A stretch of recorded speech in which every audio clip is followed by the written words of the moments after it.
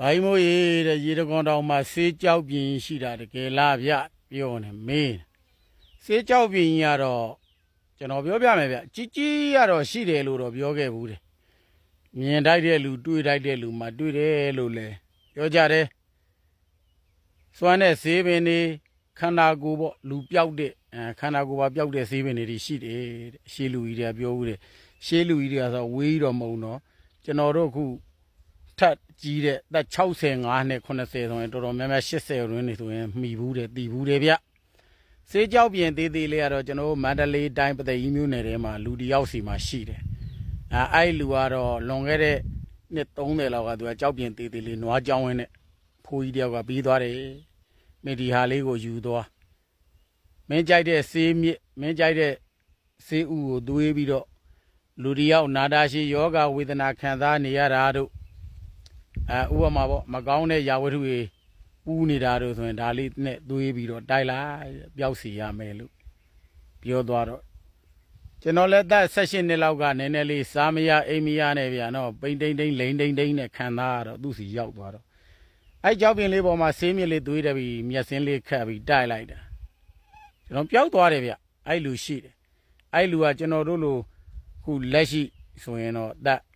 60ကျော်80ဝန်းကျင်ရှိမယ်ဗျလင်မယား2ယောက်နော်အဲ့ဒါလေးကတော့ဘေးရွာမှာတော့ဆိုတော့ကိုယ့်အကိုစုံတန်းဗျသိကျင်ရင်တော့ကျွန်တော်ကတော့နေရာတိုင်းတော့လိုက်မပြောဘူးလိုက်ပြောရင်လည်းမီဒီယာတွေဘာတွေတချို့ဆိုအဖွာတယ်နော်နည်းနည်းဆိုများများပြောခြင်းတယ်သူကတော့ရွေးသူရှေ့ဘက်ရွာမှာရှိတယ်ဗျကြောက်ပြင်သေးသေးလေးပေးသွားတာနွားကြောင်းဝင်းနဲ့ရလို့ဒီရေတကွန်တောင်ကြီးရဲ့ရာခင်းတွေထဲမှာနွားကြောင်းဝင်းနဲ့ဗျနော်လူတယောက်ကအဲ့ကြောက်ပြင်လေးရဘူးတွေဗျယနေ့ချိန်ထိရှိပါတယ်လို့ဒါကတော့သူလဲသူ့ရဲ့ကံကြောင်းတရားနဲ့ဆက်တဲ့လူဆိုရင်တော့ယောဂဝေဒနာပျောက်မှာပေါ့ဗျာကျွန်တော်ကတော့လက်တွေ့ပျောက်ဖူးပါတယ်တချို့လဲမယုံတဝက်ယုံတဝက်လူတွေလည်းရှိတာပေါ့ဒါပေမဲ့သူ့ကိုယုံကြည်လို့ကျမ်းမာရေးမကောင်းဘူးဆိုသွားလိုက်သူကစွမ်းတာလားဆိုတော့ကျွန်တော်မပြောဘူးတော့ကြောက်ပြန်တော့တကယ်စွမ်းတယ်ဗျဈေးလိမ့်ပြီးတော့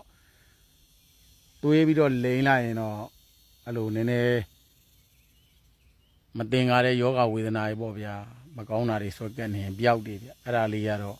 ရွေးသူရှိဘက်ရွာမှာလူတယောက်စီမှာရှိတယ်စုံစမ်းကြည့်မေးမြန်းကြည့်ပြန်နော်ကျွန်တော်ဒီလာရင်တော့တူတူတက်တာကျွန်တော်ပြောပြမယ်ဗျ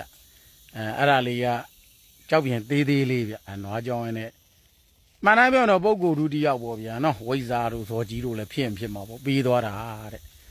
အဲ့ဒါလေးကတော့ကျွန်တော်တို့ခုလက်ရှိဒီဘက်နားရွာတွေမှာဆိုသက်60 50တွင်းကလူတွေဆိုရင်အဲ့လူကိုသိပါတယ်နော်ဘယ်သူပဲဝါဆိုတော့စုံစမ်းကြည့်ပေါ့ဗျာရှိတယ်ဗျကြောက်ပြန်ကြီးရောကြောက်ပြင်သေးလေးရောဆေးမြစ်တွေရောဆေးမြစ်တွေရောဆေးဥတွေရော